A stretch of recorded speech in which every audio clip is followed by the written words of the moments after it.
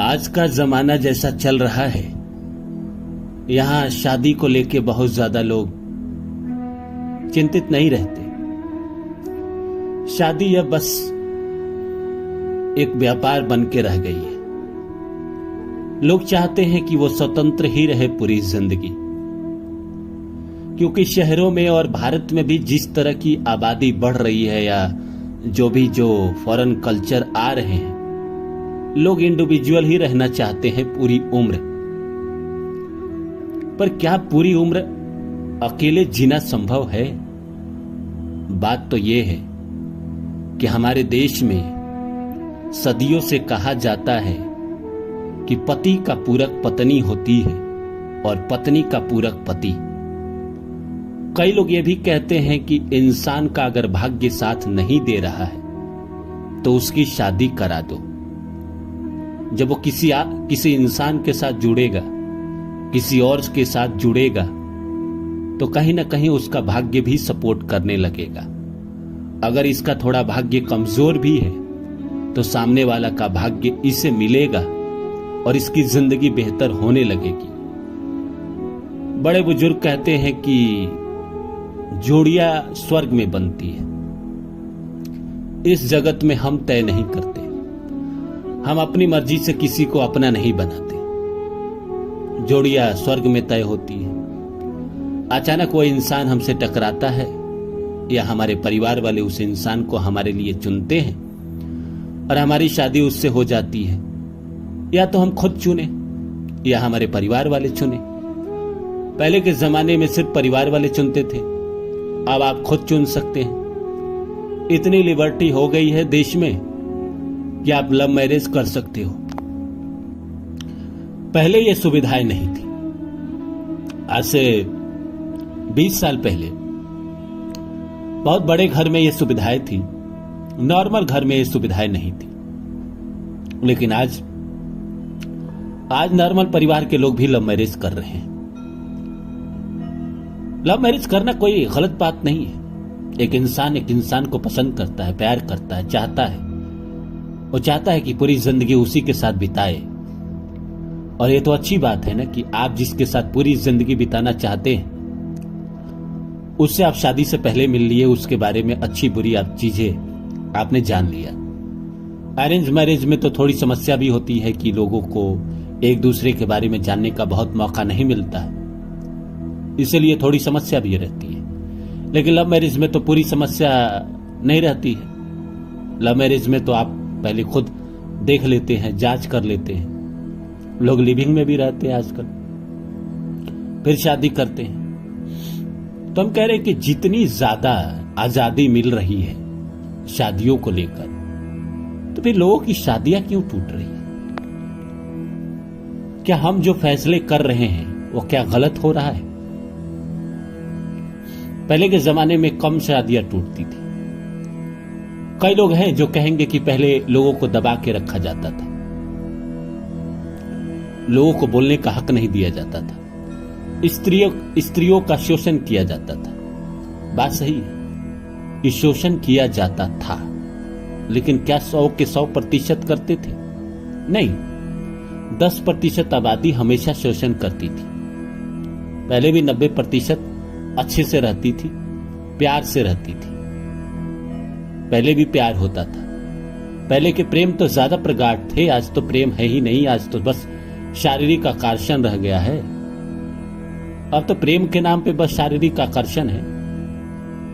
10 से अफेयर चलाना है, 10 के साथ रहना है, इसको प्रेम कहने लगे हैं लोग। ये प्रेम थोड़ी है, ये तो चरित्रहीनता है, अपना ही किस्मत खराब करना है। कई लोग कहेंगे कि क्या इसमें किस्मत खराब, हमारी मर्जी है, हम किसी के साथ सोए। भाई, आपके सोने या ना सोने से कोई फर्क नहीं पड़ता है। फर्क पड़ता है आपकी तीसरी पीढ़ी को। अगर आप जीवन में अच्छे कर्म करते हैं, अच्छा इंसान है, सच्चा इंसान है, तो आप ही की पीढ़ी है तीसरी, आपके बच्चे और उसके बच्चे। तीसरी पीढ़ी है जो अच्छी और बुरे का भोग भोगेगी, और वो भोगेगी और आपके किए गए कर्मों को भोगेगी तो उसके शरीर से, उसके मन से हमेशा आह निकलेगा। जब जब उसको पीड़ा होगा तब तब वो भगवान की तरफ देखकर कहेगा, भगवान तूने किस बात का कसूर, किस कसूर का सजा दिया है मुझे?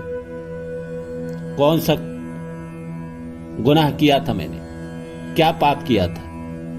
पर उसने पाप नहीं किया था। उसके तीसरे पीढ़ी, उससे पहले की तीसरी पीढ़ी, यानी आप जो एक कर्म करते हैं, उसी का सजा तीसरी पीढ़ी को मिलता है। ईश्वर ने भी नियम से जीने के लिए कहा है, जीवन को एक दिशा में डालने के लिए। आप जीवन में भगवान ने आपको दिया है, इस संसार में भेजा है, तो भोग करिए। लेकिन कुछ लोग ऐसे भोग में प्रवृत्त हो जाते हैं कि उनको बस जीवन में भोग ही भोग दिखता है और कुछ नहीं दिखता है।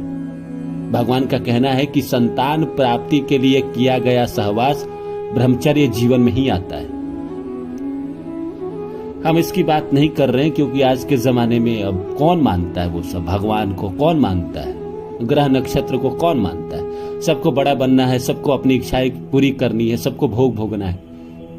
तो भाई कष्ट भी आते हैं जीवन में, तो उसको भी स्वीकारो ना।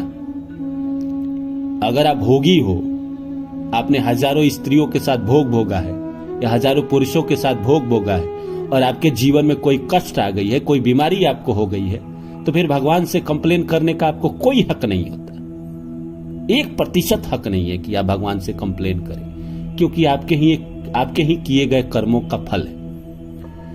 हम कह रहे हैं कि मान के चलिए जोड़ियां स्वर्ग में बनती है, ये तो शादी के बाद की बात है ना। शादी के बाद भी बहुत लोग एक्स्ट्रा मैरिटल अफेयर में पड़ते हैं, छोड़िए उन लोगों की बातें। हम कह रहे हैं कि भगवान जोड़ियां स्वर्ग में बनाते हैं, फिर शादियां क्यों टूटती है? इन्हीं सब कारणों के कारण इंसान को संतुष्टि नहीं रहती है। भगवान ने आपको जोड़ियां बनाकर दी है, आप उसके साथ जियो, लेकिन नहीं, आज के जमाने में लोगों को संतुष्टि नहीं है ना।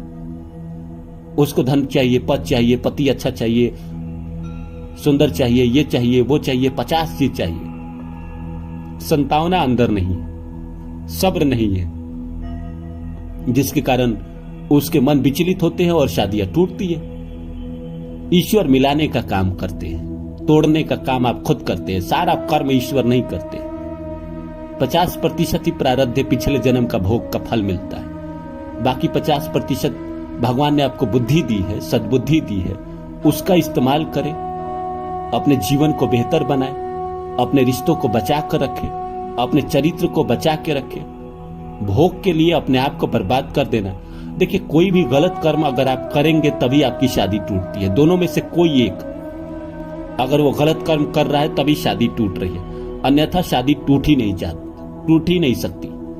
और रही बात जिसको चाहो उससे शादी क्यों नहीं होती है, वो आपके नसीब में नहीं है। उससे भगवान ने आपकी कोई जोड़ी नहीं लिखी है, जिससे लिखी है वो आपकी जिंदगी में आ ही जाएगा, आज नहीं तो कल। तो सही वक्त का इंतजार करें, और जो इंसान भगवान आपके जिंदगी में भेजेंगे उसका सम्मान करें, उससे प्रेम करें, अपने चरित्र को बचा के रखें, अपने काम पे फोकस करें। बस भोग भोगना ही जीवन नहीं है। और जो लोग भोग भोगने के चक्कर में पूरी जिंदगी पड़ते हैं, उनका जीवन व्यर्थ हो जाता है। इसीलिए अपने आप को अच्छा बनाकर रखें।